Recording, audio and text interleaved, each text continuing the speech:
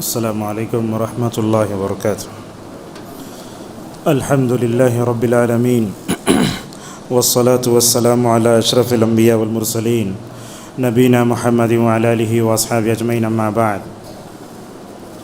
قال اللہ تعالی اعوذ باللہ من الشیطان الرجیم بسم اللہ الرحمن الرحیم ان الذین فرقوا دینہم وکانوا شیعا لست منہم فی شیء، وقال تعالی ولا تكونوا كالذين تفرقوا واختلفوا من بعد ما جاءهم البينات فأولئك لهم عذاب عظيم۔ سب سے پہلے اللہ تبارک و تعالیٰ کا شکر و احسان ہے کہ اللہ تعالیٰ نے ہم سب کو ایمان کی دولت سے مالا مال فرمایا، رسول اکرم صلی اللہ علیہ وسلم کی امت میں پیدا فرمایا، صحابہ کی نقش قدم پر چلنے کی اللہ نے ہم سب کو توفیق دی۔ بعدہ میں مسجد صفا کے ذمہ داروں کا شکر ادا کرتا ہوں کہ انہوں نے مجھے اتوار کے اس دن خوارج کون ہے اس موضوع پر مجھے خطاب کرنے کا موقع جو ہے دیا۔ اللہ سے ہماری دعا ہے اللہ تعالی ہم سب کو کتاب و سنت کی روشنی میں، منہج سلف کی روشنی میں زندگی گزارتے ہوئے ہر طرح کی گمراہی سے ہماری حفاظت فرمائے، آمین۔ خوارج کون ہیں؟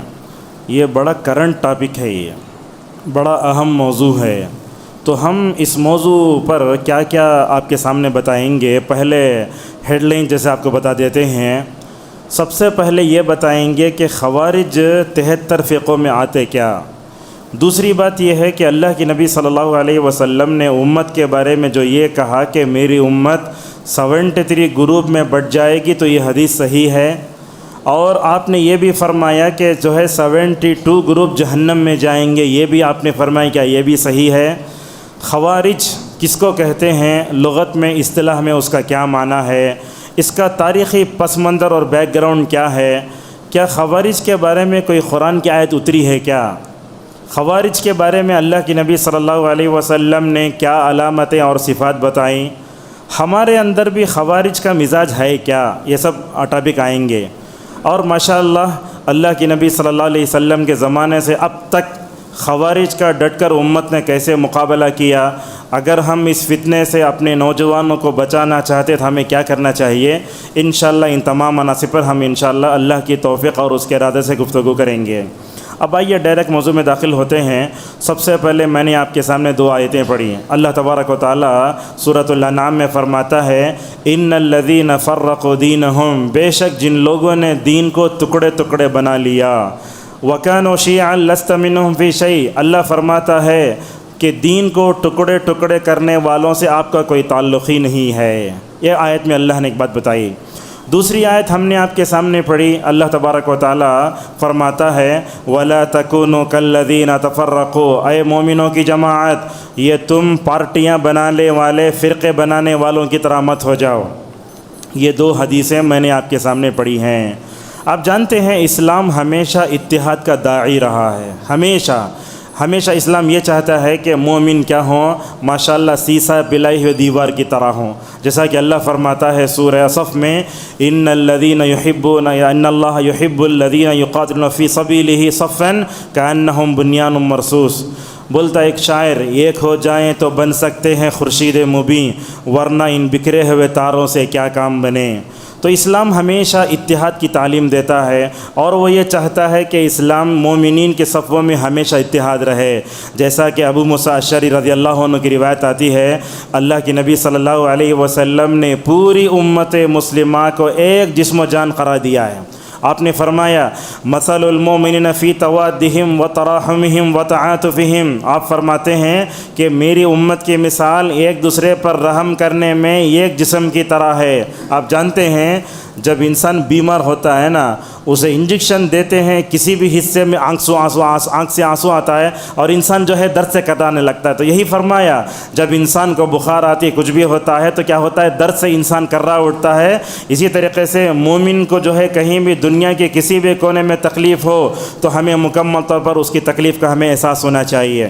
اور اسلام نے ہمیشہ اپنے ماننے والوں کو افتراق سے، انتشار سے اور آپس میں بٹنے سے منع فرمایا، جیسا کہ اللہ تعالیٰ نے سورہ مجادلہ میں مومنین کے بارے میں کہا کہ صحابہ اکرام اللہ کی جماعت ہیں، اور جو اللہ کی جماعت میں ہوتا ہے وہی کامیاب ہوتا ہے۔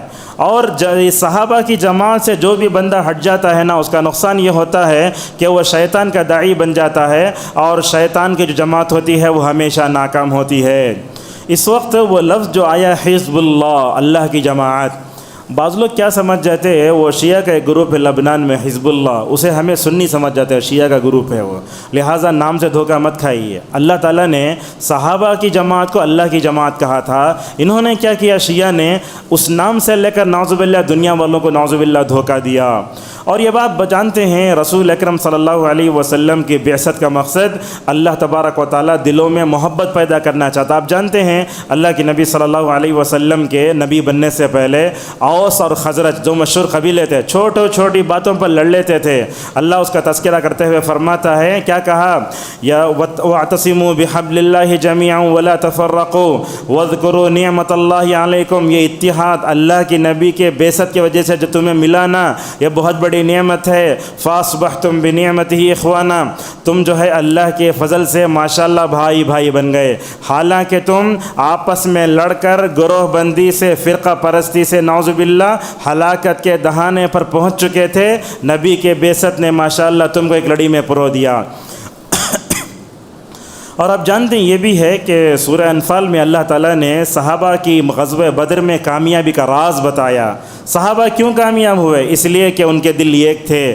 اللہ فرماتا ہے وَأَلَّفَ بَيْنَ قُلُوبِهِمْ لَوْ أَنفَقْتَ مَا فِي الْأَرْضِ جَمِيعًا مَا أَلَّفْتَ بَيْنَ قُلُوبِهِمْ وَلَكِنَّ اللَّهَ أَلَّفَ بَيْنَهُمْ إِنَّهُ عَزِيزٌ حَكِيمٌ۔ اللہ نے فرمایا دلوں میں محبت ڈالنا اللہ کا کام ہے۔ دیکھو دلوں میں محبت ڈالنا اللہ کا کام ہے۔ اے اللہ کے نبی صلی اللہ علیہ وسلم، اگر زمین بھر کے خزانہ بھی اگر آپ مومنوں کے دلوں میں محبت پیدا کرنے کے لیے خرچ کر ڈالیں، اللہ نے چیلنج کیا ما الفت بین قلوبہم، تم لوگوں کے دلوں میں محبت ڈال نہیں سکتے۔ آج بھی ہم اپنے معاشرے میں دیکھتے ہیں لوگ جب محبت پیدا کرنا چاہتے دو راستے اپناتے ہیں۔ بعض لوگ پیسے دیتے ہیں محبت پیدا کرنے، نہیں ہوتا۔ یاد رکھو اللہ تبارک و تعالیٰ دلوں کو جوڑنے والا ہے۔ فرمایا وَلَكِنَّ اللَّهَ أَلَّفَ بَيْنَ قُلُوبِهِمْ، اور اسی لیے اتحاد کی جو بنیاد ہے نا، اس کی بنیاد عقیدے کی سلامتی پر ہے۔ یہ نوٹ کریں آپ یہ پوائنٹ۔ یہ دنیا میں امت مسلمہ اگر جب اس وقت تک متحد نہیں ہو سکتی جب تک اس کے اندر عقیدے کی سلامتی نہیں آتی۔ آپ دیکھیے اللہ کے نبی صلی اللہ علیہ وسلم کا زمانہ، صحابہ کا زمانہ، کیسے تھے مسلمان، ماشاءاللہ ایک جو ہے لڑی میں پرو ہوئے تھے۔ اتحاد کیوں تھا؟ اس لیے کہ عقیدے کی سلامتی تھی۔ اسی لیے کیا ہوا، جیسے جیسے ہم نبی کریم صلی اللہ علیہ وسلم کے زمانے سے دور ہوتے چلے گئے، اس کے بعد سے عقیدے میں دراڑ آیا۔ عقیدے کے اختلاف کو رکھ کر امت کبھی متحد نہیں ہو سکتی۔ ہمارے پاس کیا کیا عقیدے ہیں، دیکھتے ہیں طبقے کو اللہ کے نبی کو نور مانتے ہیں، اللہ کے نبی کو حاضر مانتے ہیں، پتہ نہیں کیا کیا کرتے ہیں۔ اس طرح کے عقیدے کے اختلاف کو رکھ کر ہم نے کیا کیا نہیں کر سکتے، پوری امت کو ایک لڑی میں پرو نہیں سکتے۔ اور اب یہ بات بھی جانتے ہیں جب تک اللہ کے نبی صلی اللہ علیہ وسلم تھے، صحابہ کرام تھے، ہم اپنے آپ کو مسلمان بولتے تھے، لیکن آج ہم اپنے آپ کو سلفی المنہج کہتے ہیں۔ کیوں؟ اس کا جواب دیا علامہ ابن تیمیہ رحمہ اللہ نے۔ وہ کہتے ہیں اصل میں بات یہ ہے کہ اللہ تبارک و تعالیٰ نے ہم سب کو مسلمان بنایا، هو سماکم المسلمین، صحیح ہے، لیکن موجودہ وقت میں ہم اپنے آپ کو منہج سلف کی طرف کیوں نسبت دیتے ہیں؟ اس کی وجہ یہ ہے کہ اس وقت میں گمراہ فرقے نہیں تھے، اسلام کی صحیح ترجمانی تھی، قرآن ویسے اترا تھا، قرآن جیسے اترا تھا ویسے کا تھا۔ اللہ نے قرآن کو محفوظ کیا تو قرآن کی تفسیر کو بھی اللہ نے محفوظ کیا۔ صحیح سلف المنہج لوگ تھے، محدثین تھے، وہ سلف صالحین تھے، تابعین وغیرہ تھے۔ اس وقت ہمیں منہج سلف کی طرف نسبت کرنے کی ضرورت نہیں تھی۔ سلیمان رحیلی حفظہ اللہ کہتے ہیں آج کل کے زمانے میں گمراہ فرقوں سے برات کا اظہار کرتے ہوئے اپنے آپ کو سلفی کہنا ہمارے لیے ضروری ہے، تاکہ ہمیں معلوم ہو جائے ہمارے پاس وہ عقیدہ ہے جو اللہ کے نبی صلی اللہ علیہ وسلم کا تھا، جو صحابہ کرام کا تھا، سلف صالحین کا تھا۔ اور یہ بات بھی آپ دیکھیے امام مالک رحمہ اللہ کیا کہتے ہیں، لن يصلح آخر هذه الامة الا بما صلح به اولها، اس امت کے آخری گروہ کی اصلاح ویسے ہی ہو سکتی ہے جیسے اس امت کے ابتدائی حصے کی اصلاح ہوئی تھی۔ وہ اصلاح کیا تھی؟ عقائد کی سلامتی۔ جب تک ماشاءاللہ عقائد کی سلامتی تھی ہم اپنے آپ کو مسلمان کہتے تھے، جیسے ہی عقیدے میں بگاڑ پیدا ہونا شروع ہوا لہٰذا ہم اپنے آپ کو جو ہے سلفی منہج کی طرف مکمل طور پر جو ہے نسبت دیتے ہیں۔ اور یہ بات یاد رکھیے، یہ اتحاد اللہ تعالیٰ کے بہت بڑا انعام ہے، اور یہ انتشار و افتراق ہے نا، امت کا گروہ میں بٹ جانا، تحریکوں میں، تنظیموں میں بٹ جانا، یہ اللہ کا عذاب ہے۔ جیسا کہ جو ہے مسند احمد کی روایت میں آتا ہے، اللہ کے نبی صلی اللہ علیہ وسلم فرماتے ہیں الجماعۃ رحمۃ والفرقۃ عذاب۔ اللہ کے نبی فرماتے ہیں لوگوں، اجتماعیت کے ساتھ رہنا، متحد رہنا، یہ بہت بڑی کیا ہے، رحمت ہے، اور یہ افتراق، انتشار، صفوں میں جو انتشار آتا ہے، یہ اصل میں اللہ تبارک و تعالیٰ کا بہت بڑا عذاب ہے۔ یہ تمہید میں نے آپ کے سامنے رکھی۔ اب آئیے وہ حدیث میں آپ کے سامنے سناتا ہوں جس میں اللہ کے نبی صلی اللہ علیہ وسلم نے اپنی امت کے بارے میں کہا کہ میرے امت 73 گروہ میں بٹ جائے گی۔ وہ حدیث کے راوی کون ہے، سن لیجئے۔ وہ حدیث کے راوی ہیں، ابو داؤد میں حدیث آتی ہے 4597، حضرت معاویہ بن ابی سفیان رضی اللہ عنہ۔ آپ جانتے ہیں معاویہ رضی اللہ عنہ اور ابن عمر امت کے ماموں ہیں، جانتے ہیں آپ لوگ بات یہ؟ معاویہ بھی ابن عمر ہمارے ماموں ہیں۔ کیسے ماموں ہیں اس کی وضاحت میں آپ کے سامنے کرتا ہوں۔ اصل میں امی کے بھائی کو ماموں کہتے ہیں نا، یہ اللہ کے نبی صلی اللہ علیہ وسلم کی بیوی میں حضرت حفصہ ہے۔ حفصہ کے بھائی کون؟ ابن عمر، وہ ہمارے ماموں ہیں۔ اسی طریقے سے اللہ کی نبی کی بیوی میں ایک آتی ام حبیبہ رضی اللہ عنہ، جانتے ہیں نا ام حبیبہ؟ ام حبیبہ کے بھائی کون؟ معاویہ۔ معاویہ ہمارے لیے ماموں ہیں، تو یہ ان کو جو ہے امت کا ماموں کہا جاتا ہے۔ انہی کی روایت آتی ہے، دیکھو اللہ کے نبی صلی اللہ علیہ وسلم، یہ امت 73 گروپ میں بٹ جائے گی، اس کو بیان کرنے کے لیے آپ نے کیا اسلوب اپنایا۔ دیکھو اللہ کے نبی کیا کرتے ہیں، جب کوئی بات بیان کرنا ہوتا تو ممبر پہ بیٹھ جاتے، چونکہ یہ اہم بات تھی، یہ امت میں بیداری پیدا کرنا تھا۔ اسلوب دیکھو کیسا ہے، کہتے ہیں معاویہ رضی اللہ عنہ، الا سن لو کا مطلب کیا، خبردار، توجہ ادھر ادھر نہیں جانا۔ کہا ان رسول اللہ صلی اللہ علیہ وسلم مقام فینا، اللہ کے نبی صلی اللہ علیہ وسلم یہ امت 73 فرقوں میں بٹے گی یہ بتانے کے لیے کھڑے ہو گئے۔ کھڑے کب ہوتے؟ جب انسان کوئی اہم بات بتاتا ہے۔ اس موقع پر نبی کریم صلی اللہ علیہ وسلم نے لوگوں کو آگاہ کیا پہلے، بعد میں کھڑے ہو گئے۔ پھر آپ صلی اللہ علیہ وسلم نے اور ایک مرتبہ الٹ فرمایا، کہا الا لوگ سن لو، تم سے پہلے اہل کتاب یعنی یہود و نصارہ 73 گروپ میں بڑھ گئے، اور آپ صلی اللہ علیہ وسلم نے پیشن گوئی فرمائی، کہا وَإِنَّ هَذِهِ الْمِلَّةَ سَتَفْتَرِقُ عَلَى 73 فِرْقَةً، آپ نے فرمایا کہ میری امت 73 گروپ میں بٹ جائے گی۔ اس کے بعد آپ نے فرمایا 72 فی النار وواحدۃ فی الجنہ وہی الجماعہ، آپ نے فرمایا کہ 72 فرقے جہنم میں جائیں گے، ایک فرقہ جنت میں جائے گا۔ اس کا مطلب یہ ہے کہ بندہ صحابہ کے منہج پر چلے اور جمعیت و جماعت کو ماشاءاللہ مکمل طور پر مضبوطی سے پکڑا رہے۔ اب یہ سوال یہ آتا ہے، یہ 73 جو گروپ ہونا، کیا اللہ کے نبی اس کی وضاحت کی ہے کیا؟ یہ بات یاد رکھیے، اللہ کے نبی صلی اللہ علیہ وسلم نے 72 گروپ میں امت بڑھ جائے گی جو بولے، کسی حدیث میں آپ نے ان کی نشاندہی نہیں فرمائی۔ لہٰذا اس میں کون آتے ہیں، یہ میرا اور آپ کا کام نہیں ہے۔ آج لوگ یہی کر رہے ہیں سوال، 72 گروپ کون بولے تو ہر ایک آدمی کیا کر رہا ہے، جس کو چاہے اسلام میں داخل کر رہا ہے، جس کو چاہے اسلام میں نکل کے پھینک رہا ہے۔ ایسا نہیں ہونا چاہیے۔ آج کل بھی ہم دیکھتے ہیں سوشل میڈیا میں سلفی علماء کے خلاف ایک محاذ قائم کیا جا رہا ہے، انہوں اخوانی، انہوں صحیح نہیں، عمر صاحب صحیح نہیں۔ یہ کام آپ کا نہیں ہے، یہ کام بڑے بڑے علماء کا ہے، یہ کام وسیع اللہ عباس حفظہ اللہ کا ہے، یہ کام جو ہے بڑے بڑے اکابر علماء کا ہے۔ لہٰذا یہ گمراہ فرقے کون ہے، اس کی تحدید کون کریں گے؟ علماء کریں گے، کبار علماء کریں گے۔ ہر ایک امت کا چھوٹا عالم مسجد کا ذمہ دار اٹھ کے انہیں اچھا نہیں بول سکتے۔ اسی لیے علامہ بن باز رحمہ اللہ سے سوال کیا گیا، شیخ یہ 72 گروپ میں امت بڑھ جائے گی نا، اس کے بارے میں آپ کیا بولتے ہیں؟ اور بن باز کی شخصیت کے بارے میں آپ ایک بات جانتے ہیں، اللہ تبارک و تعالیٰ نے ان کو آنکھوں سے تو محروم کر دیا تھا، مگر بڑی بصیرت والی شخصیت تھی۔ ایک مرتبہ بنگلور میں ایک جگہ ایک افطار کی پارٹی میں تھا، میں مسلمانوں کے درمیان میں۔ جیسے ہی افطار ختم ہوا تو ہم نماز پڑھنے کے لیے کھڑے ہو گئے۔ جیسے ہی ہم نماز پڑھنے کے لیے کھڑے ہوئے تو جو جانی ماس تھا اس کے اوپر پھول تھے۔ پہلی صف میں ایک شیخ کھڑے ہوئے ہیں، وہ شیخ آ کر میرے سے کان میں بولنے لگے، علامہ بن باز رحمۃ اللہ علیہ جب بھی نماز پڑھاتے تو وہ بیل بوٹوں والے جانی ماس پہ کھڑتے نہیں تھے، حالانکہ اندھے تھے۔ بولتے وہ چیز انسان کی نماز میں خلل پیدا کرتی ہے، تو کیا کرے شیخ، اٹھا کے اس کو ایسے ہی کر ایک طرف رکھ دیے اور بولے ایسے ہی نماز پڑھاؤ۔ لہذا کیا معلوم ہوتا ہے، اللہ نے آنکھ چھین لی مگر ماشاءاللہ بصیرت اللہ نے بہت دی تھی۔ ایسی ایسی باتیں شیخ بولتے ہیں، وہ آنکھیں رکھنے والا عالم بھی نہیں بول سکتا۔ کیا بولتے ہیں اس کے جواب میں؟ کہتے ہیں یہ 70/2 جو فرقے ہیں نا، اس میں کچھ کافر بھی ہیں، اس میں کچھ نافرمان بھی ہیں، اس میں کچھ بدعتی بھی ہیں، ان میں سے ہر ایک کو کافر نہیں بول سکتے 70/2 فرقوں میں، اور ان پر باریکی سے حکم لگانا یہ ارباب حل و عقد اور علماء کا کام ہے۔ آج کل ہم دیکھتے ہیں ہندوستان میں کیسے کیسے نوجوان پیدا ہو جا رہے ہیں۔ بعض نوجوان بولتے وسیل اللہ عباسی عالم، بعض لوگ بولتے انیس الرحمن صاحب عالم، دوچ اس کے علاوہ کون بھی عالم نہیں۔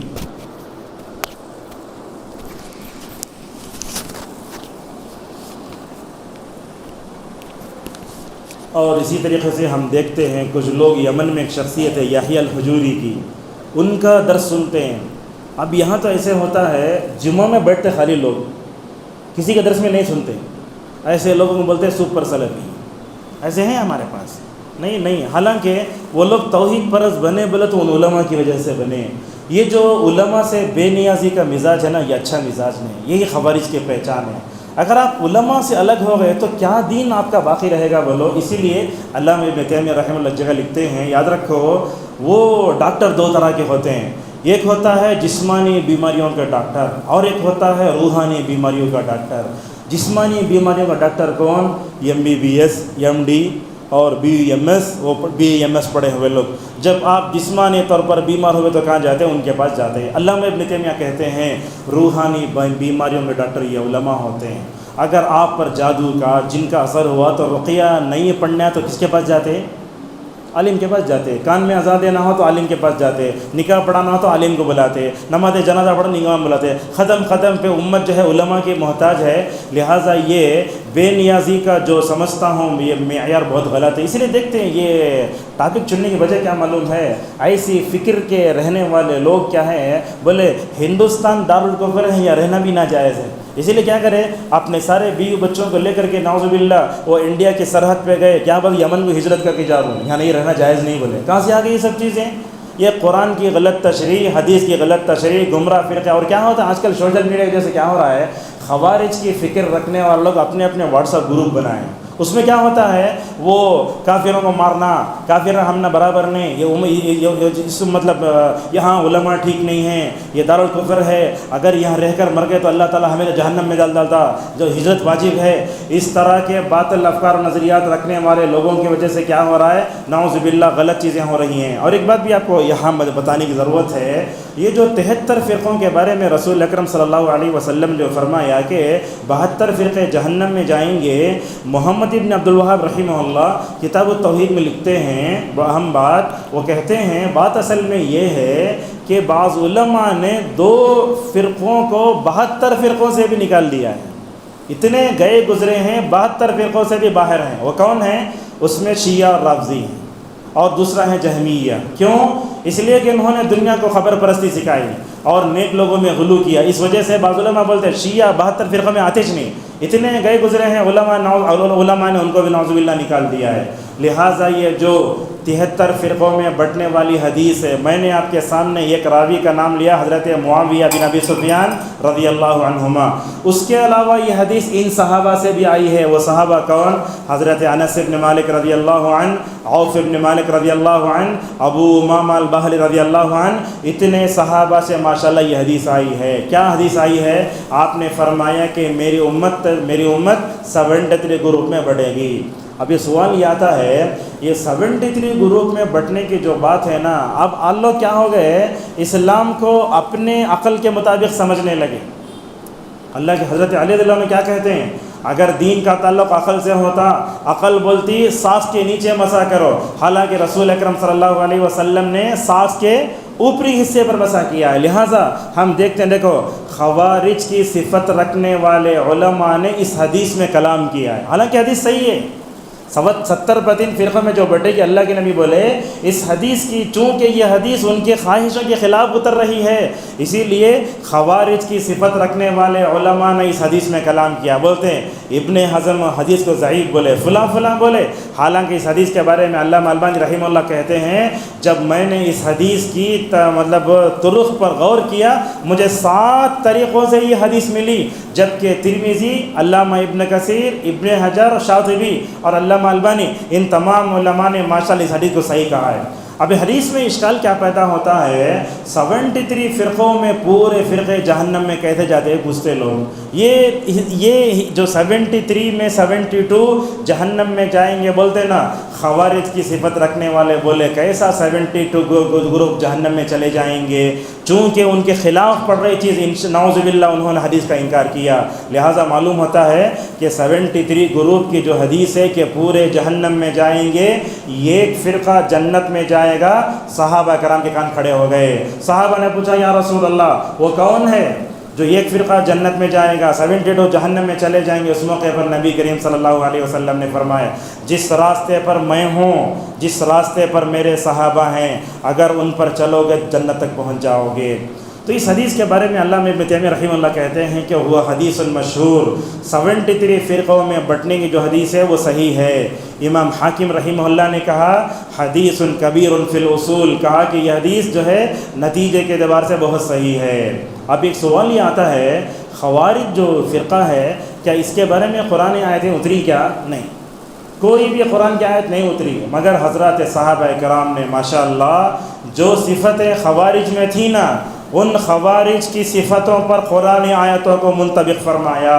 اب میں ان آیتوں کو میں آپ کے سامنے پڑھ کر سناتا ہوں جن کے بارے میں صحابہ نے کہا کہ ان آیتوں میں خوارج کی صفات کی طرف اشارہ کیا گیا. کون سی آیتیں ہیں؟ اللہ نے فرمایا وَلَا تَكُونُوا كَالَّذِينَ تَفَرَّقُوا، لوگو تم ان لوگوں کی طرح نہ ہو جاؤ جنہوں نے دین کو بانٹ لیا. دین کو نہیں بانٹنا چاہیے، دین کو مکمل طور پر سمیٹنے کی ضرورت ہے. اسی طریقے سے اللہ تبارک و تعالیٰ نے اس کے بارے میں ایک بات یہ بھی کہی کہ یہ جو گمراہ فرقہ ہے نا، یہ کب پیدا ہوا یہ بھی سن لیجئے. اللہ کے نبی کے زمانے میں خود خوارج کی بیج بوئی جا چکی تھی. وہ روایت ہے بخاری مسلم میں، اللہ کے نبی صلی اللہ علیہ وسلم شاید غزوہ حنین میں مال تقسیم کر رہے تھے تو سامعین میں سے ایک آدمی آیا جس کا نام تھا ذی الخویصرہ التمیمی، قبیلہ بنو تمیم کا. انہیں کیا بولا نبی صلی اللہ علیہ وسلم کے سامنے آ کر، کیا گستاخی ہے دیکھو، کیا مطلب بے ادبی ہے دیکھو نبی کی. کہا یا محمد اعدل فإنک لم تعدل. اللہ اکبر، یہ جملے بولنے سے رونگٹے کھڑے ہو جاتے. کہا اے محمد کہنے میں خود گستاخی ہے. حالانکہ حضرات صحابہ کرام کبھی آپ صلی اللہ علیہ وسلم کو یا محمد نہیں بولے.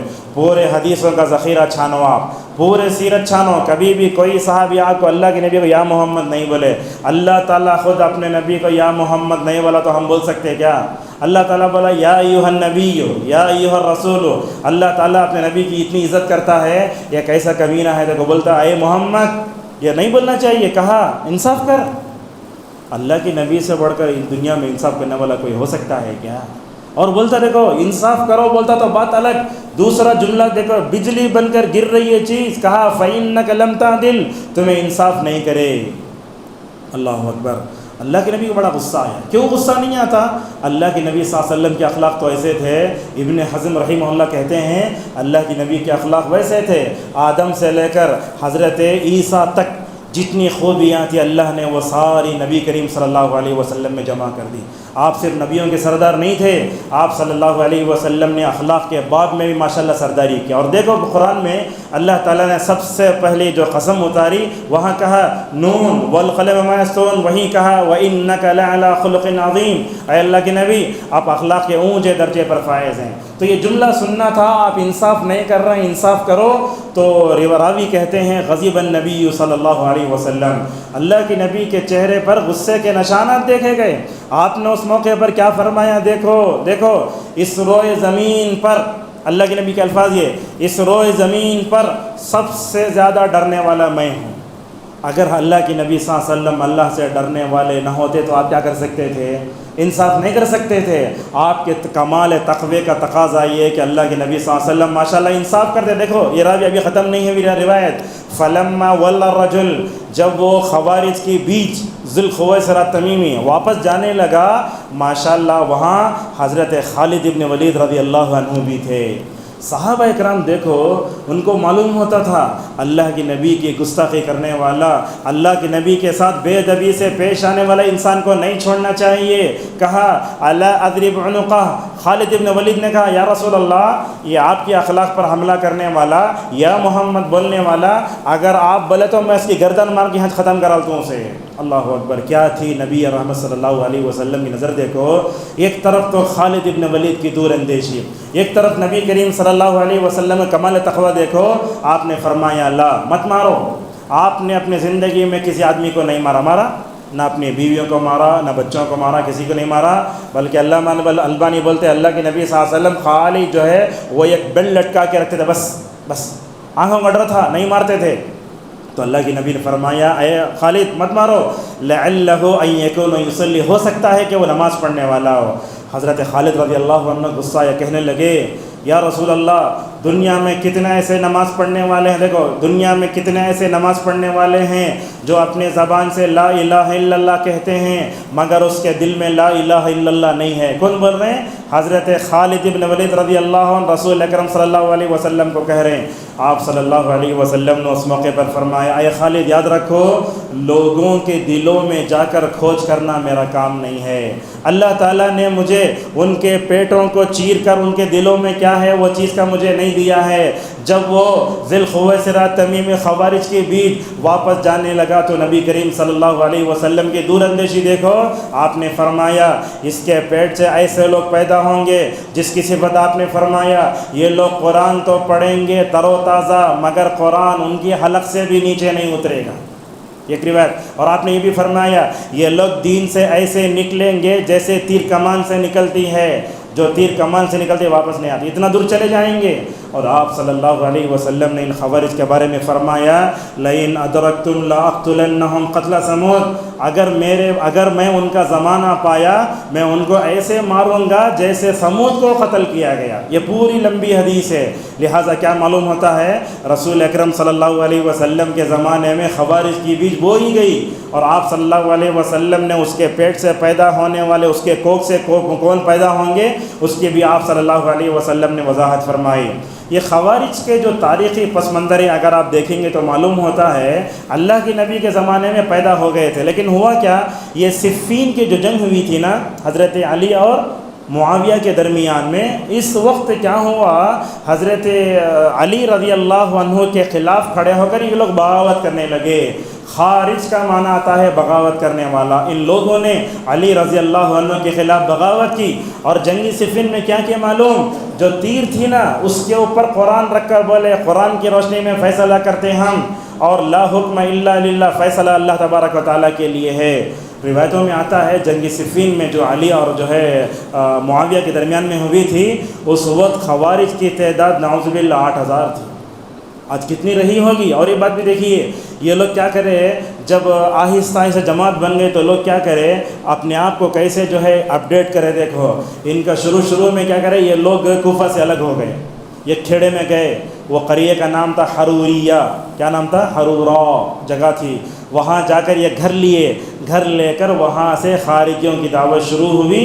ان کے نام ذکر کرتے ہیں لوگ. ان کا ایک نام خارجی ہے خوارج، اور ایک نام آتا ہے حروریہ. مطلب کیا، وہ قریے میں جا کر جو ہے اپنے جو ہے غلط افکار و نظریات کی مکمل طور پر جو ہے کیا کرنے لگے، نشر و اشاعت کرنے لگے. ان کے ناموں میں ایک نام آتا ہے محکمہ. یہ کہتے ہیں کہ اللہ ہی فیصلہ کرنے والا ہے. جب یہ حروریہ مقامی نام پر گئے، ان کا ایک سردار تھا، ان کا نام ہے عبداللہ ابن وہب. یہاں کہ آپ کو بات بتاتا ہوں، دیکھیے بڑی تاریخی غلطی ہوتی ہے. لوگ کیا کرتے ہیں، اہل حدیث کو وہابی کہتے ہیں. کیوں وہابی کہتے ہیں؟ اس لیے کہ محمد ابن عبد الوہاب رحمہ اللہ کی طرف منسوب کرتے ہیں. اب لوگ کیا کرے، محمد ابن عبد الوہاب کی طرح ملتا جلتا نام خوارج کے سردار کا بھی ہے، لا کو اہل حدیث خوارج لوگ چھوڑا دیں. بڑی بھیانک غلطی. عبداللہ ابن وہب ہے، محمد ابن عبد الوہاب ہے. لوگ بولے یہ اہل حدیث خوارج اصل میں. یہ بڑی بھیانک غلطی ہے، علماء اس سے روکتے ہیں، وہابی کہہ کر جو ہے نعوذ باللہ ہم کو گالی دی جاتی ہے۔ اس کے بعد علی رضی اللہ عنہ اس فرقے سے بڑے پریشان ہوئے، کیوں؟ اس لیے کہ علی رضی اللہ عنہ نبی کے پاس تربیت پائے تھے اور وہ امت کو متحد دیکھنا چاہتے تھے۔ کئی اعتبار سے جو ہے حضرت علی رضی اللہ عنہ نے ان کو سمجھانے کی کوشش کی، مگر علی رضی اللہ عنہ کے خلاف بھی وہ ہو گئے، بلکہ نہروان کی جنگ بھی پیش آئی، عبداللہ ابن خباب بن ارد کو بھی مارا، ایسا مارا انتڑیاں نکل گئیں۔ اور دیکھو اب خوارج کی جو بات ہے نا، یہ خوارج اتنے خطرناک ہیں، انہوں نے حضرت عثمان کو مارا تھا۔ حضرت عثمان کو مارنے والے کون؟ یہی خوارج ہیں۔ ان کے گھر کا محاصرہ کیا، پانی بند کیا، مسجد کو نہیں جانا، ایسی امت پر حالت آئی۔ اس وقت کیا ہوتا تھا، جو خلیفہ ہوتا وہی نماز پڑھا تھا، امت کی حالت ایسے ہو گئی حضرت عثمان کو گھر میں بند کر دیا گیا۔ مسجد نبوی میں لوگ یہ صحابہ کرام آگے بڑھ نہیں سکتے تھے، خوارج نماز پڑھاتے تھے، صحابہ کرام ان کے پیچھے نماز پڑھنے پر مجبور ہو گئے۔ حضرت عثمان نے جا کر پوچھے لوگ، اے عثمان، اے خلیفہ وقت، کیا ہم ان کے خلاف جو ہے بغاوت کریں گے کیا؟ اس لیے کہ خوارج جو ہے بغاوت کا دوسرا نام ہے۔ یہ حضرت عثمان رضی اللہ عنہ نے دیکھا اگر ان کے علاقے کے خلاف بغاوت کی گئی، ایک کا خون ہونے کے بجائے ہزاروں کا خون ہوگا، اسی لیے مصلحت کی خاطر کہا تم ان کے پیچھے نماز پڑھ لو۔ کیا کیا؟ اللہ اکبر، گھر کے غلط انداز، گھر کے انداز سے، گھر کے اوپری حصے سے چڑھ کر نعوذ باللہ حالت قرآن، تلاوت قرآن پڑھتے وقت ان کا قتل کر دیا گیا۔ لہذا معلوم ہوا یہ لوگ بغاوت کرنے والے ہیں، اور بغاوت کرنے والے سب سے پہلے یہ عمر رضی اللہ عنہ کی شہادت کا انتظار کر رہے تھے، اس کے بعد حضرت عثمان کی شہادت ہوئی، یہیں سے ان کی جو ہے فساد مکمل طور پر ان سے شروع ہو گیا۔ اب قرآن کی آیتیں ہم آپ کی بتاتے ہیں۔ صحابہ کرام نے خوارج کے جو صفات تھی ان کو قرآن آیتوں میں تلاش کیا، جیسا کہ میں نے ایک آیت پڑھی وَلَا تَكُونُوا كَالَّذِينَ تَفَرَّقُوا، اور ایک آیت ہے سورہ مائدہ کی إِنَّمَا جَزَاءُ الَّذِينَ يُحَارِبُونَ اللَّهَ وَرَسُولَهُ، اللہ اور اس کے رسول کے خلاف اعلان جنگ کرنے والے۔ جیسے ہمارے معاشرے میں غنڈے بولتے نہیں، یہ خوارج بھی غنڈے ہیں، لہٰذا اللہ کے خلاف اعلان جنگ کرنے والے، رسول اکرم صلی اللہ علیہ وسلم کے خلاف اعلان جنگ کرنے والے۔ صحابہ کہتے ہیں، تابعین کہتے ہیں کہ یہ آیت، اس آیت میں جو صفات ہیں وہ صفتیں جو ہے خوارج پر منطبق ہوتی ہیں۔ اور یہ بات یاد رکھیں آپ، سنت پر عمل کرنے والے کا چہرہ قیامت میں روشن ہوگا، جو لوگ بدعتی ہوں گے، گمراہ فرقوں میں بٹیں گے، ان کا چہرہ کالا ہوگا۔ اللہ تبارک و تعالیٰ نے سورہ آل عمران میں فرمایا یوم تبیض وجوہ وتسود وجوہ، کہا کچھ لوگوں کے چہرے سفید ہوں گے۔ ابن عباس کہتے ہیں اہل السنہ والجماعہ کے چہرے سفید ہوں گے۔ آج ہمارے معاشرے میں بات یہ بھی ہم دیکھتے ہیں، اہل السنہ والجماعہ کا تو اللہ کے نبی صلی اللہ علیہ وسلم کے صحابہ کی نقش قدم پر چلنے والے، لیکن بریلویوں کو، عوددانوں کو ہم دیکھتے ہیں اپنے آپ کو اہل السنہ والجماعت کہتے ہیں، حالانکہ اہل السنہ والجماعت کہنے کا انہیں حق ہی نہیں ہے۔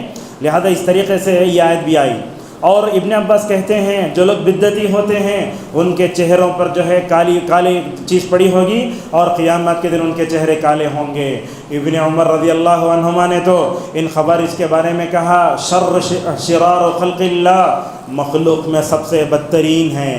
بولے اتنی بدترین جماعت جو آیتیں کافروں کے بارے میں اتری، اس کو مسلمانوں پر لا کر فٹ کیا، نعوذ باللہ۔ اور اسی طریقے سے ہم آپ کے سامنے حدیث پیش کرتے ہیں۔ سوال یہ آتا ہے، اللہ کے نبی کے زمانے میں خوارج کا وجود نہیں تھا، خوارج کی بیج تھی، مگر اللہ کے نبی صلی اللہ علیہ وسلم چونکہ سچے نبی تھے، اللہ کے نبی صلی اللہ علیہ وسلم نے اپنے زندگی میں خوارج کی علامتیں بتا دیے۔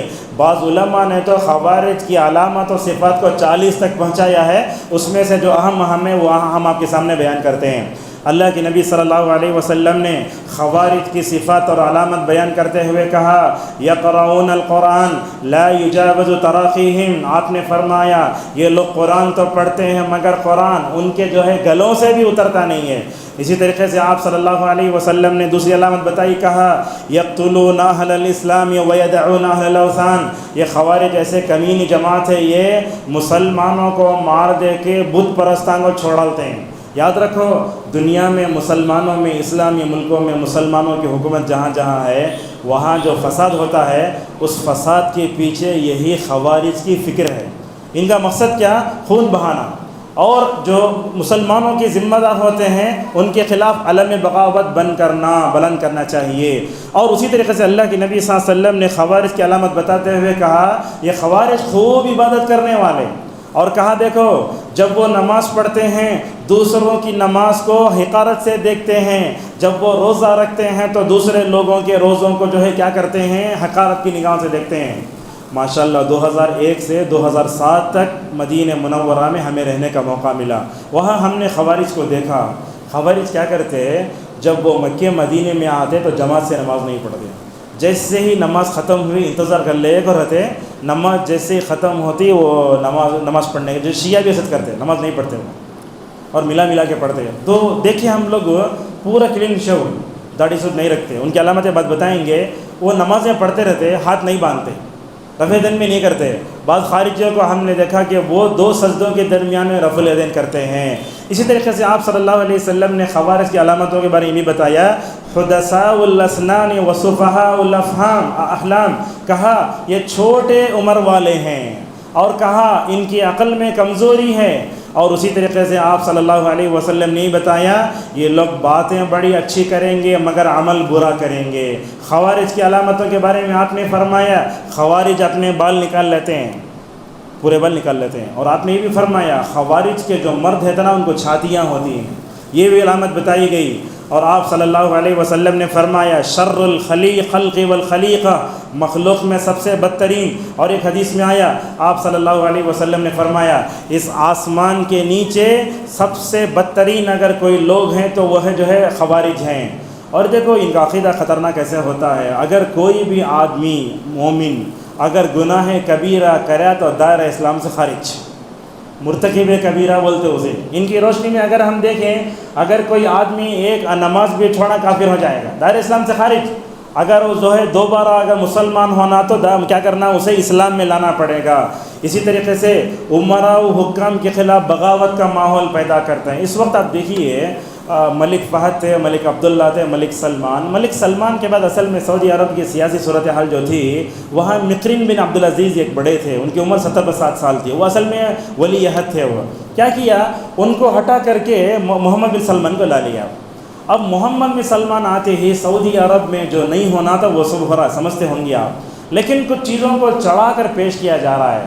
وہ ریاض میں وہ تھیٹر بنا اور ناچنے والوں کو لا کے ایوارڈ دیا گیا، وہ سب خبریں صحیح ہیں، مگر مکہ مدینہ میں تھیٹر بنا میں سمجھتا ہوں یہ خبریں غلط ہیں۔ اور لوگ بولتے مکہ مدینہ میں سعودی عرب میں پہلے نمازوں کا اعلان ہوا تو دکانیں بند ہو جاتے تھے، لیکن آج دکانیں کھلے ہیں بولتے ہیں لوگ، لیکن یہ بات صحیح نہیں ہے۔ آج کچھ دیکھتے ہیں ایسے ہوتا ہے، لوگ نماز کو چلے جاتے تھے، جیسے ہر جگہ کمزوری ہے دین میں وہاں بھی کمزوری ہے، یہ لوگ کیا کر رہے ہیں اندر سے بند کر لے کہ نماز کو اندر ہی پڑھ لے رہے ہیں ویسا۔ تو اس طریقے سے ہم دیکھتے ہیں اس بارے میں عمراء و حکام کے خلاف بغاوت کرنا۔ اب یہ محمد بن سلمان کون ہے، یاد رکھیے کوئی بھی مسلمانوں کا ذمہ دار ہوتا ہے نا، سعودی عرب کی جو سیاسی صورتحال ہے وہاں جا کر انسان بیٹھ کر دیکھا تو ہم نہ صحیح معلوم ہوتا سچویشن کیا ہے۔ یہاں سے بیٹھ کر جو ہے لوگوں کے خلاف بغاوت کرنا، ایک بات یہ بھی ہم دیکھتے ہیں لوگ ملوکیت کے خود خلاف ہیں۔ ابو داؤد کی روایت آتی ہے نبی کریم صلی اللہ علیہ وسلم نے فرمایا میری امت میں، دیکھو میری امت میں 30 سال تک خلافت چلے گی، اس کے بعد آپ نے فرمایا میری امت میں بادشاہ ہوں گے، لسان نبوت کے اعلان ہے، لہٰذا حضرت علی رضی اللہ عنہ خلیفہ بنے، شہید کر دیا گیا، بعد میں حضرت حسن 6 ماہ تک خلیفہ رہے۔ اللہ کے دیکھو کیسے حضرت تربیت آپ صلی اللہ علیہ وسلم نے کیسے فرمائی۔ حضرت حسن مدینے میں خلیفہ ہیں، ادھر وہاں شام کے لوگوں نے حضرت معاویہ رضی اللہ عنہ کا امیر بنایا ہے۔ ایک وقت میں ایک مسجد کے 2 متولی ہو سکتے، 2 ہیڈ ماسٹر ہو سکتے، 2 باپ ہو سکتے، نہیں ہوتے۔ لہذا حضرت حسن نے کیا کیا، دیکھو اللہ کے نبی کے زیر سایہ تربیت پا یافتہ حضرت حسن رضی اللہ عنہ نے کیا کیا، حضرت حسن نے معاویہ سے کہا میں اپنی خلافت آپ کو دیکھتا ہوں، آپ ماشاءاللہ خلیفہ بن جاؤ۔ اس کے بعد کیا ہوا، حضرت حسن رضی اللہ عنہ 6 ماہ خلیفہ رہے، اس کے بعد ماشاءاللہ پوری اموی حکومت آئی، حضرت امیر معاویہ رضی اللہ عنہ ماشاءاللہ مکمل طور پر سب کے بادشاہ بن گئے۔ اسی لیے علامہ ابن تیمیہ رحمہ اللہ کہتے ہیں خیر الخلیفتی ابو بکر و خیر الملوک معاویہ، کہا امت میں سب سے بہترین خلیفہ تھے تو کون؟ ابو بکر صدیق رضی اللہ عنہ، اور امت میں سب سے بہترین بادشاہ اگر تھے تو کون؟ حضرت امیر معاویہ رضی اللہ عنہ۔ لہٰذا یہ عمراء اور حکام کے خلاف بغاوت کرنا اور اس طرح کی چیزیں کرنا سمجھتا ہوں یہ سمجھ نہیں ہے۔ میں آپ سے پوچھتا ہوں جتنے لوگ یہاں بیٹھے ہیں کون تو بھی محمد بن سلمان کی ہدایت کے لیے دعا کریں؟ کوئی کرتے؟ نہیں کرتے۔ وہاں کے ماشاءاللہ ممبروں میں دعا ہوتی ہے، اے اللہ ان کو ہدایت دے، سیدھے راستے پر چلا، اے اللہ ان کو اسلام کے لیے مسلمان نفع بخش بنا دے۔ لہذا خوارج کیا کرتے ہیں؟ یہ عمراء حکام کے خلاف بغاوت کرتا ہے۔ یہی تو کیا اخوان المسلمین نے مصر میں رہ کر مصری حکومت کے خلاف نعوذ باللہ تختہ الٹنے کی کوشش کی، سید قطب کو جو ہے پھانسی پر چڑھا کے دیا گیا۔ اور اسی طریقے سے ہم دیکھتے ہیں کہ خوارج کی علامتوں میں ایک علامت یہ بھی ہے، یہ قرآن کی آیتوں کی غلط تشریح کرتے ہیں۔ ابھی میں دیکھ رہا تھا یہ لوگ تو سورہ یوسف کا انکار کرتے ہیں کہ سورہ یوسف قرآن کا حصہ ہو ہی نہیں سکتا۔ کیا بولتے خوارج؟ قرآن میں جا کو عشق کا ذکر کیسے آتا؟ بولتا اللہ تعالیٰ عشق کا ذکر کیا گیا۔ اللہ تعالیٰ یہ بتاتا ہے وہ عزیز مصر کی جو بیوی تھی حضرت یوسف کو کیسے اپنے چنگل میں پھنسائی، حضرت یوسف پاک دامن کیسے بنے، اللہ وہ نہ بتاتا ہے۔ آپ عشق کو دیکھ کر سورہ یوسف کا انکار کرنا صحیح نہیں ہے۔ اور خوارج کی علامت ایک علامت یہ ہے کہ لوگ عقل کا زیادہ استعمال کرتے ہیں، من مانی تشریح کرتے ہیں۔ اور آج کل ہم دیکھتے ہیں ایسے کچھ علماء بھی ہیں جو قرآن کی تشریح غلط کرتے ہیں۔ اور ہمارے معاشرے میں خود سلفی بھائیوں کا یہ حال ہے، ہمارے کچھ بھائی جو ہے کبھی طارق مسعود کو دیکھتے کبھی انجینئر مرزا سے بڑے متاثر ہیں، اس کے نیچے کمنٹ پڑھے تو خود لکھتے ہیں، انہیں بولتے ہیں میں اہل حدیث ہوں لیکن اس کے باوجود میں انجینئر مرزا کو بڑا لے کرتا ہوں۔ اور ہمارے معاشرے میں دیکھتے ہیں لوگ اسرار احمد کو بھی سنتے ہیں، پتہ نہیں کیا کیا۔ یاد رکھیے جو شخصیتیں متنازع فی ہوتی ہیں ان کو سننا سمجھنا پڑھنا یہ ہمارے لیے ٹھیک نہیں ہے۔ اسی لیے ایوب سختیانی رحمہ اللہ دیکھو جب اپنے گھر سے اپنے بچوں کو لے کر نکلتے بولتے بچوں ذرا کان میں انگلیاں رکھ لو، کسی بھی بدعتی کی بات تمہارے کان میں پڑھ کر نعوذ باللہ تمہارے اوپر اثر ہو سکتا ہے۔ عبداللہ بن مبارک رحمہ اللہ کے پاس ایک بدعتی آیا، دیکھیے غور سنیے، عبداللہ بن مبارک کے پاس ایک بدعتی آیا، بدعتی آ کر کیا کہنے لگا میں تم پر قرآن کی ایک آیت پڑھتا ہوں۔ کبھی کبھی ہم بھی یوٹیوب میں ادھر ادھر بدعت یا اچھا قرآن پڑھ بولے سن لیتے ہیں، لیکن اسلاف اپنے آپ کو بدعتوں کیسے دور رکھتے تھے۔ دیکھو عبداللہ بن مبارک نے اس بدعتی سے کہا تم میرے سامنے یہ قرآن کی آیت بھی مت پڑھو، اگر تم قرآن کی ایک آیت بھی میرے سامنے پڑھو گے نا اس آیت کے بارے میں شکوک و شبہات کا نعوذ باللہ میں شکار ہو جاؤں گا۔ اللہ اکبر۔ اس طریقے سے ہمارے اسلاف مکمل طور پر اپنے آپ کو ہر طرح گمراہ فرقوں سے دور رکھتے تھے۔ اور اس طریقے سے ان کی علامتوں میں آزادانہ تشریح ہم دیکھتے ہیں ہمارے اپنے توحید پرست بھائیوں کو، حدیث جا کے سرچ کرتا کروم میں ادھر ادھر حدیث نمبر لے لیتا، آ کے امام سے بحث کرنا شروع کرتا۔ کیسا ہوتا ہے؟ نہیں ہوتا۔ یاد رکھیے قرآن کی تشریح بھی محفوظ ہے، حدیث تشریح بھی محفوظ ہے۔ جیسے ایک مسئلہ آتا ہے رکوع میں سجدے میں جاتے ہوئے ہاتھ پہلے رکھنا گھٹنے پہلے رکھنا، آپ لوگ شاید ہاتھ پہلے رکھتے ہیں، یہ قول یہ بھی ہے گھٹنے پہلے رکھنے کا۔ اس مسئلے کو لے کر لڑنے کی کیا ضرورت ہے؟ علامہ ابن تیمیہ کہتے ہیں دونوں صحیح ہے۔ میں آپ سے پوچھتا ہوں اگر کوئی آدمی اگر جو ہے موٹا ہے تو پہلے کیا رکھے گا؟ گھٹنے۔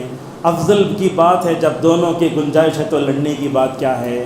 ہم نمازوں میں دیکھتے اللہم باعد بینی پڑھنا، سبحانک اللہ بحمدک اگر مولوی صاحب پڑھ ڈلے ان کے آگے بڑھانا کبھی ان کو، یہ سب خوارج کی فہم ہے، یہ آزادانہ استعمال نہیں کرنا۔ آپ حدیث کہتے سمجھنا جیسے صحابہ نے سمجھا، اسی لیے بولتے ہیں ابن القیم رحمہ اللہ صحت الفہم من اعظم ما انعم اللہ علی عبادہ، قرآن و حدیث کی صحیح سمجھ بندے پر اللہ کی بہت بڑی نعمت ہے۔ اسی لیے اس ویڈیو کے ذریعے ہم علماء سے گزارش کریں گے جب بھی قرآن کا درس دو اسلاف کا نام لو، حدیث کا درس دو اسلاف کا نام لو۔ عرب میں دیکھیں تو ماشاءاللہ 1 گھنٹے کا درس رہا تو ماشاءاللہ 100 علماء کے نام آتے ہیں اس میں۔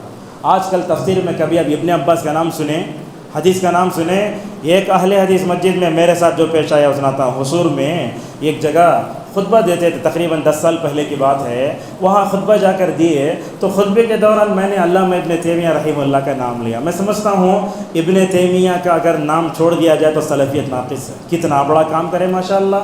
بولتے ایسا عالم آج تک پیدا ہی نہیں ہوا ابن تیمیہ جیسے، سلفیت کا ستون ابن تیمیہ ابن القیم۔ وہ بولنے والے جھارکھنڈ کے عالم دین، انہوں فضیلت کر کے تھے، میں مدینہ سے فارغ ہو چکا تھا، تو وہ بولتے ہیں ابن تیمیہ کا نام مت لو۔ اب ایسا سلفی مساجد میں اگر امام کا یہ صورت حال ہو تو بھلا بتائیے کیسے ہماری مساجد میں خوارج کی نہیں پنپے گی۔ لہٰذا یاد رکھیے قرآن حدیث کی تشریح میں اگر جو ہے سلف کا نام آتا ہے تو ماشاءاللہ اس کا بڑا فائدہ ہوتا ہے۔ کیا فائدہ ہوتا ہے؟ ابن عثیمین رحمہ اللہ کہتے ہیں جب آپ نام لے کر بولتے نا کیا فائدہ ہوتا، لوگ ان کو جان لیتے۔ اگر میں ان کی بات پڑھ لے کو میں شین ہوا تو میں سمجھتا ہوں یہ علمی امانت کے خلاف ہے۔ اور اسی طریقے سے اگر ہم ماشاءاللہ علماء کا نام لیتے ایک فائدہ یہ بھی ہوتا ہے ہم لوگوں کو جھوٹ سے بچا سکتے ہیں۔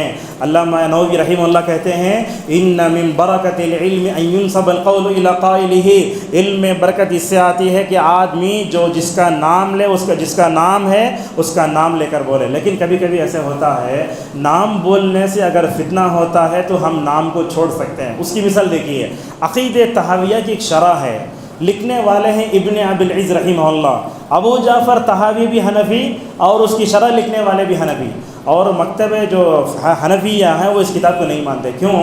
اس لیے کہ اس کی کچھ چیزیں مطلب حنفیوں کے عقیدے سے ٹکراتی ہیں، اس لیے وہ نہیں مانتے۔ لہٰذا کیا کیا ابن ابی العز نے جب اس کی شرح کی، ابن تیمیہ ابن القیم کے بڑے بڑے پیراگراف نقل کیے مگر جو ہے قائل کو جو مکمل طور پر ہٹا دیا، تو لوگ پوچھنے لگے آپ ابن تیمیہ کی بات نقل کر رہے ہیں، ابن القیم کی بات نقل کر رہے ہیں لیکن قائل کا نام نہیں ہے۔ بولنے لگے پہلے عقیدہ طحاویہ کو جو ہے نہیں مانتے، دوسرے کتاب بولتے اگر میں ان کا نام لے کے لکھتا تو لوگ نہیں مانتے، اس لیے میں نے اڑا دیا ہے۔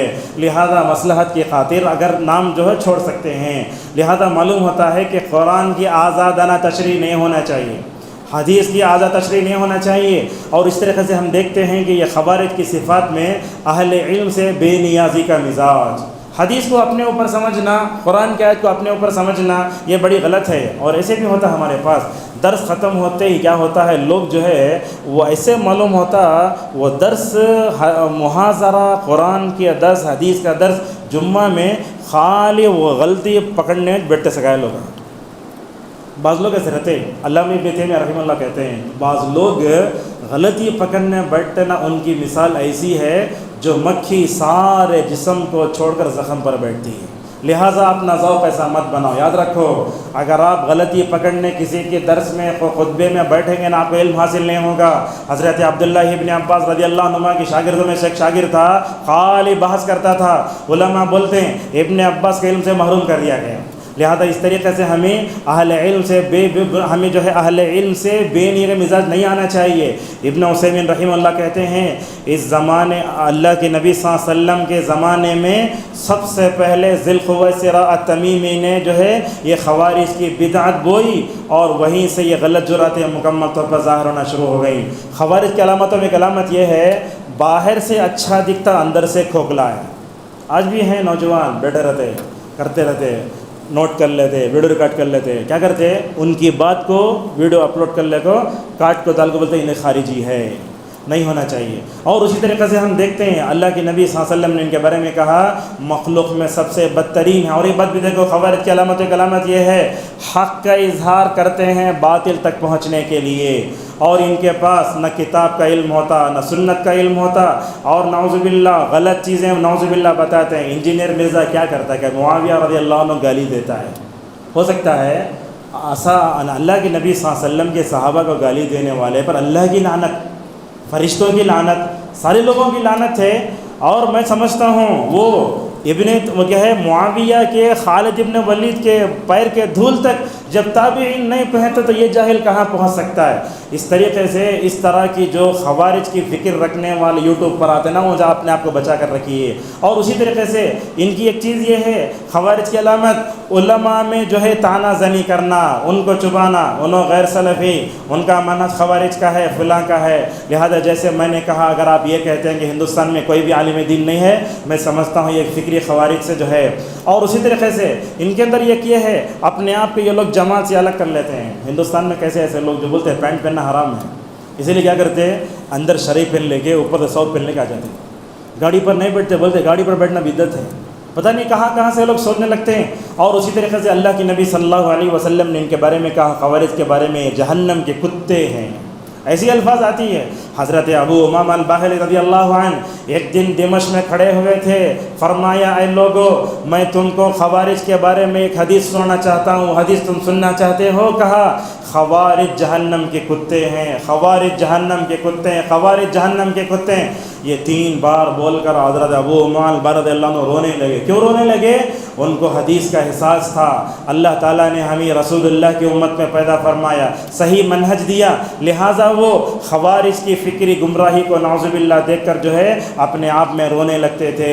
آج خوارج کی بدعات اور ان کی فتنے ہم سوشل میڈیا میں مکمل طور پر عام ہو رہے ہیں۔ اللہ کے نبی صلی اللہ علیہ وسلم نے ان کی صفات کو بتا کر ماشاءاللہ امت کو متنبع فرمایا۔ اور ایک بات بھی دیکھو، یہ لوگ کیا کرتے ہیں، حضرت عثمان اور حضرت علی سے برات کا اظہار کرتے ہیں۔ جو آدمی حضرت عثمان سے برات کا اظہار کرے اس کا ایمان باقی رہے گا، اور جو حضرت علی سے برات کا اظہار کرے گا اس کا ایمان باقی رہے گا؟ نہیں ہو سکتا۔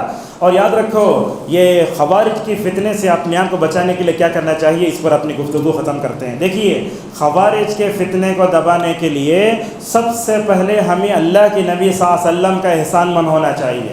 آپ نے اپنے سچے نبی ہونے کی دلیل اس بات میں بتائی، لوگوں یہ ذی الخویصرہ تمیمی ہے نا، خوارج کی بیج ہے۔ ان کے اللہ کے نبی صلی اللہ علیہ وسلم نے 40 سے زیادہ علامتیں بتائیں۔ یاد رکھو، اگر میرے موت کے بعد ان علامتوں کو تم دیکھو گے، جہاں تک ہو سکے اپنے آپ کو روک کر رہ سکو۔ خوارج کے فتنے سے امت کو بچانے کے لیے آج امت کے اندر ابو بکر جیسا علم ہونا چاہیے۔ ماشاءاللہ کیا کیا فتنے اٹھے، بعض لوگ بولے ہم زکوٰۃ کا مال نہیں دیتے، بعض لوگ نبی بن کر کھڑے ہو گئے، اور بعض لوگ جو ہے پتہ نہیں کیا کیا کیے، مانعین زکوٰۃ کا آیا، بعض لوگ دی کرنے لگے۔ تو حضرت ابو بکر صدیق رضی اللہ عنہ کا ایمان کیسے جانتے ہیں آپ؟ ابو بکر صدیق کا جو ایمان ہے، اگر پوری امت کے ایمان کو جمع کیا جائے ابو بکر کے ایمان کا مقابلہ نہیں کر سکتے۔ اللہ اکبر، وہ ایمان تھا۔ اور حضرت عمر جب تک تھے ان کے اندر 2 چیزیں تھیں، ایک تو یہ شیطان ان کو دیکھ کر اپنا راستہ بدل لیتا تھا۔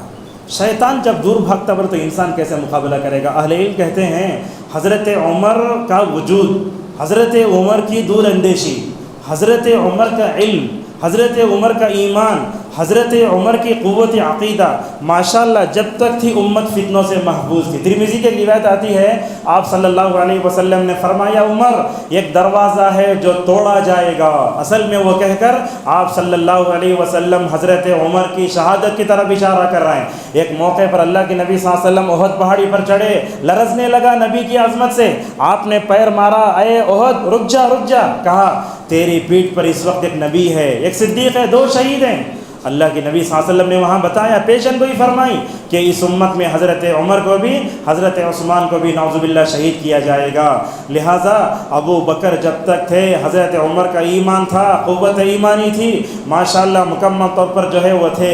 لیکن حضرت عمر کی جیسے ہی شہادت ہوئی امت پر فتنوں کا دروازہ کھل گیا، اور حضرت عمر کی شہادت کے بعد جب امت پر فتنوں کا دروازہ کھلا، یہ خوارج کو ہمت آ گئی۔ اللہ کے نبی صلی اللہ علیہ وسلم کے داماد تیسرے خلیفہ حضرت عثمان کو نعوذ باللہ جا کر گھر میں مارنے پر یہ لوگ قادر ہوگا۔ اس کے بعد دیکھو امت سے اس خوارج کے فتنے کو ہٹانے میں حضرت معاویہ رضی اللہ عنہ کا بہت بڑا کردار ہے۔ کیسے کردار ہے؟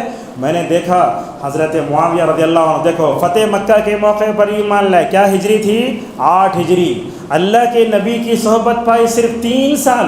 ماشاءاللہ اللہ کے نبی صلی اللہ علیہ وسلم کی 3 سال میں صحبت پا کر وہ مقام پایا جو صحابہ کو 10 سال میں بھی نہیں مل سکا۔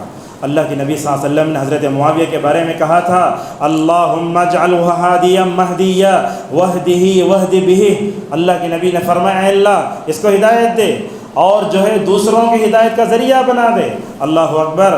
حضرت معاویہ رضی اللہ عنہ نے بنو امیہ کے شروع کے زمانے میں ایک طرف خوارج کو کچلا، دوسری طرف شیعہ کو کچلا۔ کیا کرتے تھے لوگ؟ آ کر تاریخ اٹھا کر پڑھیے، معلوم ہوتا ہے حضرت معاویہ رضی اللہ عنہ خلیفہ آ کر ایسے گالیاں دیتے، خوارج بھی شیعہ بھی۔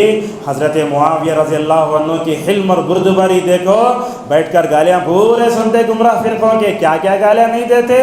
اللہ اکبر، کیا بردباری تھی حضرت معاویہ رضی اللہ عنہ کی۔ گالیاں دیتے دیتے دیتے حضرت معاویہ آخر میں پوچھتے گالیاں بسو گے کیا؟ اللہ اکبر.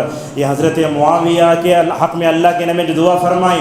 حضرت معاویہ کا حلم اور ان کی بردباری نے ماشاءاللہ مکمل طور پر کیا کیا, اس کو مکمل طور پر روکا. اور ایک بات بھی دیکھو, معاویہ رضی اللہ عنہ نے اپنے انتقال سے پہلے یزید رحمہ اللہ یہ بولے تو بھی لوگوں کو آگ لگ جاتی, بریلویاں بھی بڑے خطرناک ہو جاتے, بلکہ نام یزید رکھتے نہیں, آگ لگتی شیعہ کو. تو کیا کیے یزید رحمہ اللہ کو, کیا کیے اپنا جانشین بنائے. حالانکہ اس وقت ابن عمر بھی زندہ تھے اور حضرت عبداللہ ابن عباس بھی تھے, بڑے بڑے صحابہ تھے. سوال یہ ہے معاویہ رضی اللہ عنہ نے اپنے بیٹے کو بنایا کیوں, سوال آتا ہے. تو اہل علم اس کا جواب دیتے ہیں, یہ شیعہ کو خوارج کو کچلنے میں معاویہ کے اندر جو صفت تھی نا وہ ان کے ڈی این اے میں تھی. اگر حضرت عبداللہ ابن عمر کو بناتے, عبداللہ ابن عباس کو بناتے, معاملہ کیا ہوتا, ذرا نرم مزاج کے تھے, خوارج اور شیعہ سر اٹھا سکتے تھے.